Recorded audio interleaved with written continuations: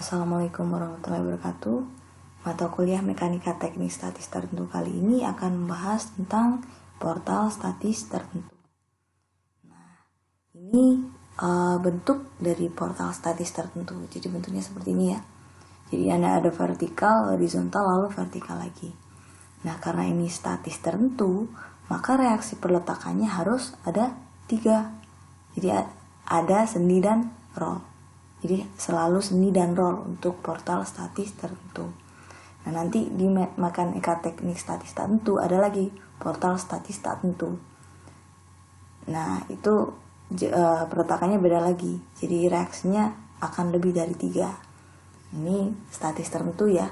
Jadi kita bahas yang reaksinya ada 3. Jadi ya sendi dan roll. Kita langsung ke contoh. Jadi ini ya. Jadi kita diminta untuk menggambar bidang NDM pada portal ini dengan bebannya ini. Jadi ada beban P, ada Q1, ada Q2. Oke. Ini sendi dan roll ya. Oke, nah kita cari dulu reaksinya. Ini sama, kurang lebih sama. Cuman yang harus dipegang itu adalah gaya. Untuk mencari momen ya, gaya itu selalu dikalikan dengan jarak yang tegak lurus. Ingat ya, yang tegak lurus. Jadi apapun yang dia punya jarak tegak lurus terhadap titik yang ditinjau, itu kita kalikan. Ya, itu kita kalkulasikan. Nah, ini misalnya, ini sigma H sama dengan 0. Berarti kan semua yang horizontal. Oke? Semua yang horizontal, sigma horizontal. Nah, apa saja yang horizontal? Kita lihat bebannya. Ini ada 3 beban kan? Ini ada beban P. Ini ada beban Q1. Ini ada beban Q2. Nah, apa saja nih yang horizontal? Ada P dan ada Q2 kan? Ini Q2. Q2 arahnya ke kiri. Ini arahnya ke kiri. Ya, berarti sigma HA ini saya asumsikan ke arah kanan. Sigma HA sama dengan 0, ada plus HA, ada plus P, ada minus Q2 dikalikan panjangnya 4. Jadi ini 2 dikalikan 4 sama dengan 0. Nah, didapat HA-nya 4 ton. Oke, nah sekarang sigma MA sama dengan 0. Jadi porosnya ada di titik A. Gaya-gaya apa saja yang punya jarak tegak lurus ke titik A? Ada P. P punya nggak jarak tegak lurus ke titik A? Punya, sebesar 2. Jadi ini P, ini kan P-nya arahnya gini. Tegak lurus kan gini bentuknya, siku seperti ini. Nah, P jarak tegak lurusnya ini 2. Jelas ya? Jadi 4 dikalikan 2. Nah, terus Q1, ini punya nggak? Kita coba uraikan dulu, kita coba konversikan dulu ke beban terpusat. Jadi, kalau dikonversikan kan Q1 dikalikan panjangnya ini kan ya, panjangnya beban merata. Jadi Q1 dikalikan 4 kali 4 berarti 16 di sini. Nah, 16 di sini punya nggak jarak tegak lurus ke titik A? Nah, ini kan di sini tengah-tengah sini 2 ya. Ini setengahnya kan 2 dari sini. Nah, kira-kira muternya kan gini ke bawah seret. Nah, muternya kan gini. Muternya kan gitu. Jadi dari sini tegak lurus ini muter gini. Ini kan tetap porosnya 2 kan. Dari sini ke ini misal saya pindah turun ke sini, dari sini ke sini. Punya kan jarak tegak lurus L-nya di sini. Jadi sebesar 2. Jadi ini 16 kali 2. Jelas ya? Nah, sekarang Q2 nih. Q2 kan arahnya ke sini. Seret. Nah, besarnya Q2 kan berarti 2 dikalikan 4, 8 ya. Jadi ini beban terpusatnya 8. Punya nggak jarak tegak lurus ke titik A? Ini kita putar aja. Ini ke sini seret. Ini tidak searah jarum jam ya. Dia tidak searah jarum jam berarti dia negatif. Nah, ini jaraknya ke sini. Jaraknya dari sini ke sini berapa? Ini kan A-nya di sini ya. Dari sini ke sini berapa? Ini aja sudah setengah kan? Ini berarti ini ke sini 2 ditambah sama 2. Jadi jarak dari ini ke A adalah 4. Jadi ini 8 dikalikan 4 minus 8 dikalikan 4. Jelas ya? Nah, ini sekarang ada VB, reaksi VB ini justru yang kita cari. VB ke sini. Jaraknya berapa? 10.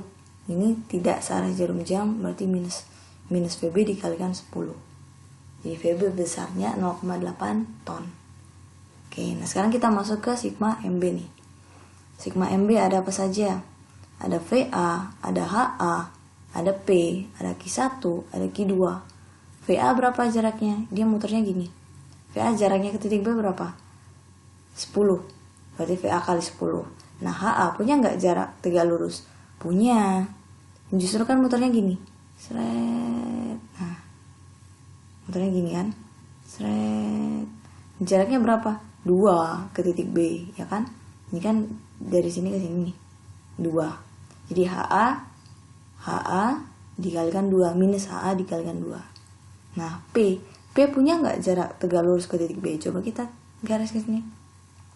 Dia nggak punya, ya kan? Dia nggak punya jarak tegak lurus ke titik B. Orang ini diterusin aja dia langsung ke sini, nggak punya jarak lagi kan?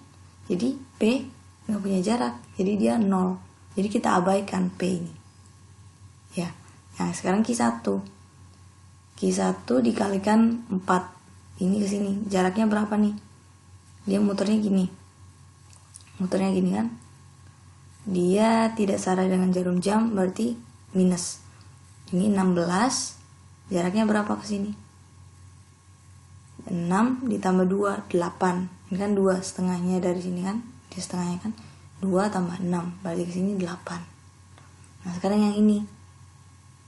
Ini muternya gini.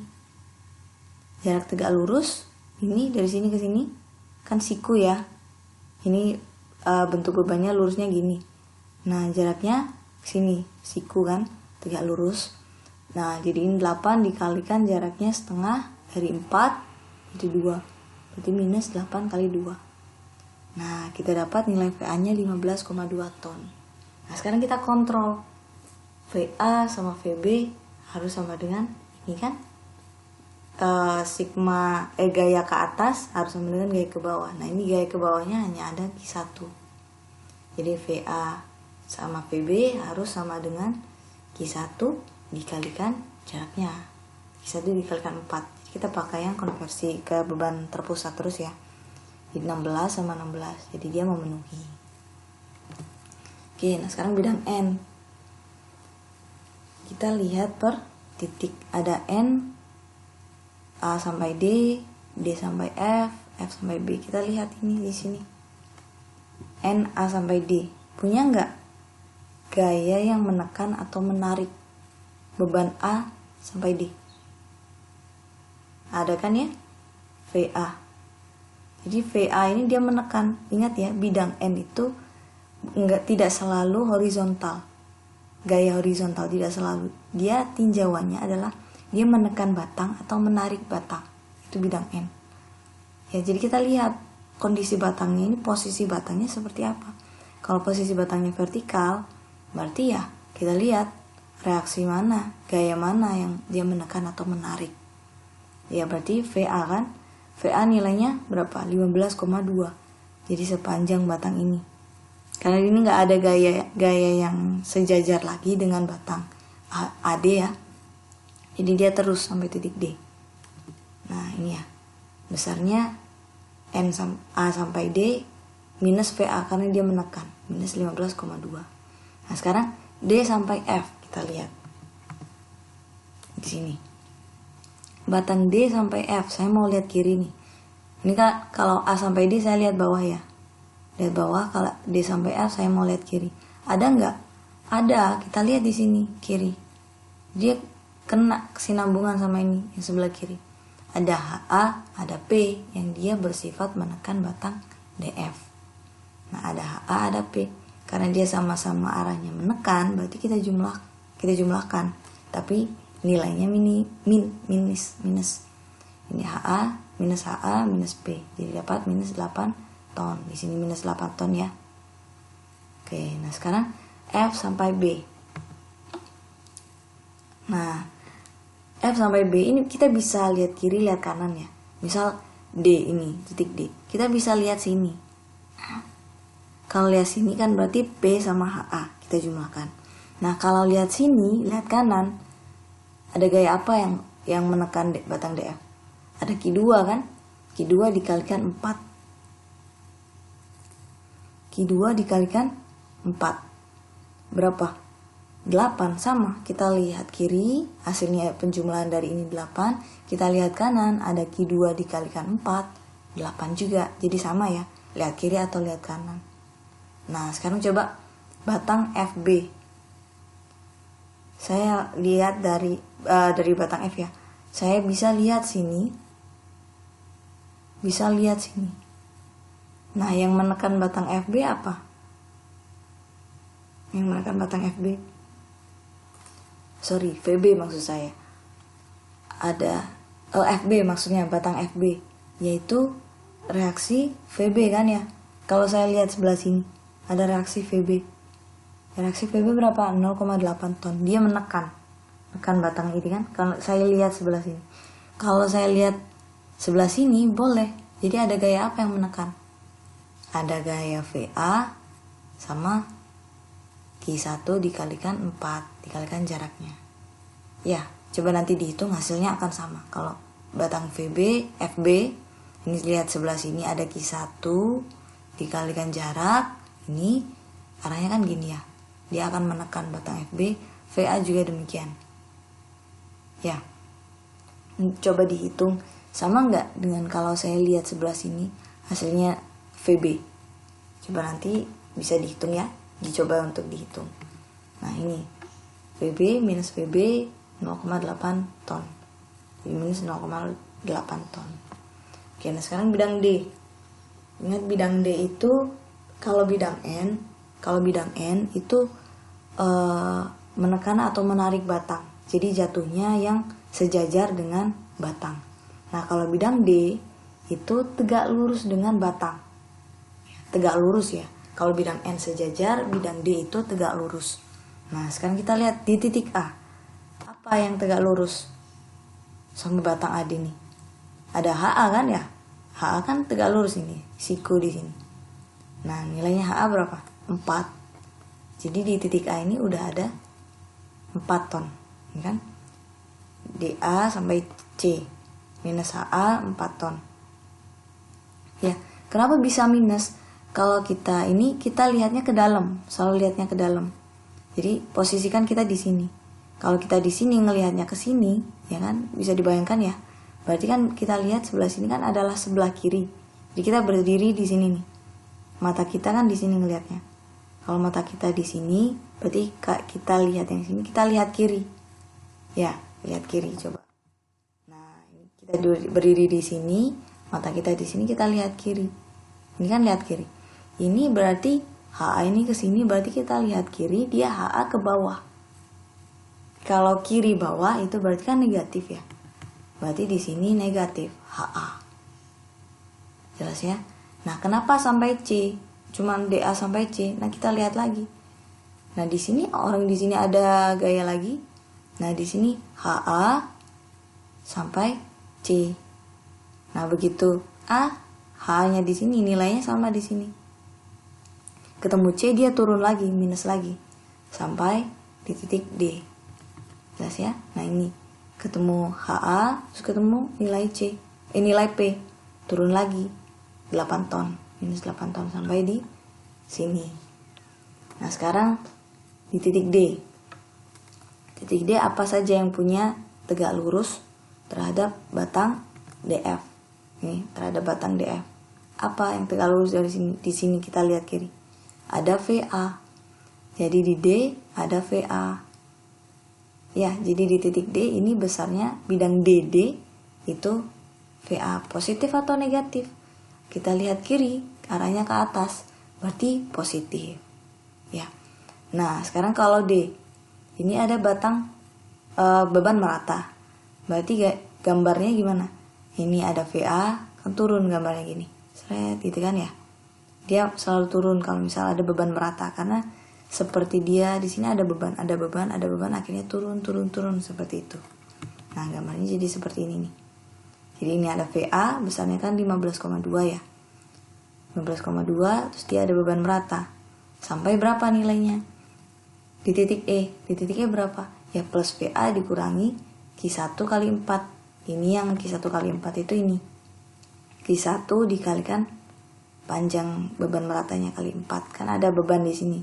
Kita konversikan ke terpusat jadi titik E. Ya. Jadi besarnya DE minus 0,8 ton. Nah, di sini ada nggak beban lagi? Karena di sini nggak ada beban lagi, ya minus 0,8 ton sampai titik E. Jelas ya? Nah, ini sekarang sudah dapat sampai sini. Oke, nah sekarang kita batang yang FB. Teman-teman bisa lihat yang sebelah sini atau bisa yang sebelah sini. Kalau saya mau gampangnya ya yang sebelah sini. Lihat sebelah sini. Jadi saya mulai dari di titik B. Kalau saya lihat sini, ada nggak gaya tegak lurus terhadap batang FB di titik B? Nggak ada kan ya? Adanya VB ini kan. Ya berarti di titik B ini 0. Gitu kan ya. Nah sekarang di F. Ada nggak yang di sini? Ada ya Q2 ini. Q2 dikalikan sama 4. Jadi di sini itu 8. Coba kita cek. Nah, seperti ini kan. Di titik B tadi kan nggak ada yang tegak lurus terhadap batang FB, berarti dia 0. Nah, di titik F ada, kalau kita lihat yang sebelah sini tadi kan ada beban merata Q2. Jadi dapat plus 8 ton. Ya, plusnya dari mana? Kan kita lihat kanan. Arahnya ke bawah. Mata kita kan di sini nih. Nah, ini ya. Kita kan berdiri di sini. Kita ngelihat sebelah sini nih pandangan kita. Nah, kalau kita pandangan kita sebelah sini, berarti kan sebelah sini kita adalah sebelah kanan kan ya? Sebelah kanan. Di sini juga sebelah kanan. Kita lihat kanan. Nah, ini kanan ke arah bawah kan? Kalau kita mata kita di sini, kita berdiri di sini, hadapnya ke sini. Nah, ini kanan ke arah bawah, dia positif. Ya, positif ya. Oke, jelas ya. Ini DB0, ini F. Jadi F ini ada 2. Ini saya sampai sini kan. DF karena batang EF ini. Nah, ini DF akibat dari batang FB punyanya F. Ini titik F batang punyanya batang EF. Ini titik F, yang ini titik F punya batang FB. Beda ya. Begitu pula sama yang ini juga, D ini. Ini D punyanya batang, ada yang punyanya batang AD. Ini D ada yang punya batang DF. Ya, jadi ada 2. Oke, sekarang kita masuk ke bidang M nih. Nah, bidang M. Kita lihat di sini. M di titik A. Kita lihat yang sini. 0 kan ya? Karena nggak ada beban apapun di sini. MA 0. Nah, MC sekarang. MC ada apa di sini? Jadi kalau momen itu kan gaya dikalikan jarak yang tegak lurus ya. Kita lihat sini. Ada nggak gaya? Ada HA, ada VA. VA punya nggak gaya yang tegak lurus ke titik C? Tegak lurus ya. Siku dari gaya yang kita tinjau. Karena VA itu sejajar, dia nggak punya jarak yang tegak lurus ke titik C. Berarti VA 0. VA dikalikan 0, jadi ini kita abaikan. Nah, HA punya nggak? Punya. Ini sepanjang 2. Berarti MC itu HA dikalikan 2. Ya. Nah, sekarang D, MD. VA tetap 0 ya di titik D karena dia nggak punya jarak. Nah, ini kalau di titik D ada HA dikalikan ini 6, B dikalikan 4. Oke, sekarang kita coba cek. Nah, ini ya. Ini A-nya 0, MC minus ya. Minus HA dikalikan 2. Nah, ini ke sini. Minus HA dikalikan 6. HA dikalikan 6 sama minus B dikalikan 4. Dapat minus 40. Nah, kalau bidang M, titik D pada batang AD itu nilainya selalu sama di titik D pada batang DF. Jadi pokoknya titik D ini batangnya sama, antara nilainya pada batang ini sama ini itu sama, selalu sama. Beda sama bidang D ya. Bidang D ini beda, bisa beda bisa sama, jadi harus kita cek. Tapi kalau bidang M dia ini selalu sama besarnya. Ya, ini saya bikin gini dulu karena ini nanti ada momen maksimum ya. Ini kan ada D sama dengan 0. Dia ada momen maksimum. Jadi nanti saya kosongkan dulu. Jadi kita lari ke ME dulu. Ya. Nah, ME ini ada gaya apa saja? Coba kita lihat ME. Kita lihat sebelah sini. Ada gaya apa? Ada VA, ada HA, ada P, ada Q. Nah, ini VA punya nggak jarak tegak lurus ke titik E? Punya. Ini kan VA, tegak lurus ke titik E. Sebesar 4, berarti VA dikalikan 4. Nah, HA, jaraknya berapa ke titik E? Ini kan tegak lurusnya gini. Berarti HA ke titik E. Gini. Berarti HA kali 6, ya kan? HA kali 6 ini. Nah, P kali berapa? Kali 4. Kalau Q1 jaraknya ini ke sini. Berarti Q1 kali 4 jaraknya dikalikan sama setengah dari 4. Ya. Nah, dapat ini ya. Dapat minus 11,2. Ini minus 11,2. Nah, sekarang MF nih, MF. MF itu saya mau lihat yang sebelah sini. Kita MF-nya kita gampangnya langsung ke batang ini aja ya. Kan nilainya sama, toh nilainya sama. Jadi supaya kita nggak ngelihat yang banyak di sini, kita langsung ke sini. Batang FB. MB berapa? MB 0 ya, karena di sini nggak ada. Sekarang MF. Ada gaya apa? VB jaraknya kan nggak ada. Tidak punya jarak yang tegak lurus, berarti langsung ini. Q2 kalikan 4. Q2 kali 4, QX ya, saya sebut. QX kali QX, X-nya ini. Q2 kali X2 dikalikan setengah dari 4. Dari X2. Ya, jadi ini. Minus Q2 kalikan 4 dikalikan 2, jaraknya ke titik F. Minus 16 ton meter. Nah, ini dapat minus 16 ton meter, otomatis ini sama. Jadi tinggal kita gambar. Ingat ya, kalau beban merata itu gambarnya nggak linear, melengkung, selalu melengkung. Jadi ini kan linear ya, nah jadi ini agak sedikit melengkung. Gambar momennya ya, gambar momennya kalau beban merata itu melengkung. Tapi kalau beban terpusat dia linear. Sekarang kita gambar yang ini nih. Kita harus cari dulu jaraknya. Dia berjarak berapa sih? Ini berjaraknya berapa sih dari titik D ke sini? Nah, harus pakai dm per dx sama dengan 0. Turunan dari momen sama dengan 0. Nah, ini ya. Jadi D sama dengan 0. Nah, di sini ya. X-nya dari sini ke sini, katakanlah. Nah, ada gaya apa? Ini ya. Kita lihat soalnya biar gampang. Nah, kita cari X-nya kan. D sama dengan 0. Nah, di titik sini katakanlah ya, kita asumsikan di titik sini. Kita lihat sebelah sini, bidang D.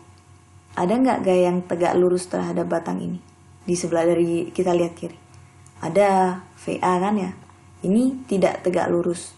Ini juga tidak tegak lurus terhadap batang ini. Ya kan? Yang tegak lurus hanya VA. Berarti positif VA dikurangi QX. Ya kan, ini ada terpusat di sini Q sejarak X.